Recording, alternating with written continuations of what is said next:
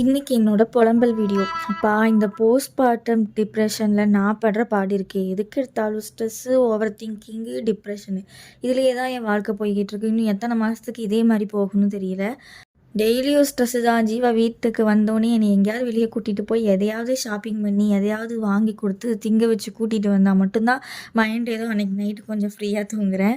இதுக்கிடையில் என்னோடய business cake order வேறு அதையும் எடுக்க ஸ்டார்ட் பண்ணியாச்சு. இனி அதை நினச்சி வேறு ஒரு பக்கம் ஸ்ட்ரெஸ்ஸு, வீட்டையும் பார்த்துக்கிட்டு அதையும் பார்த்துக்கிட்டு தம்பிக்கு சமைச்சிட்டு அது எக்ஸ்ட்ரா டிப்ரெஷனாக வேறு இருக்குது. பட் கண்டிப்பாக 2026 கிவ் அப் பண்ணக்கூடாதுங்கிறதுல மட்டும் நான் கான்ஃபிடென்ட்டாக இருக்கேன்.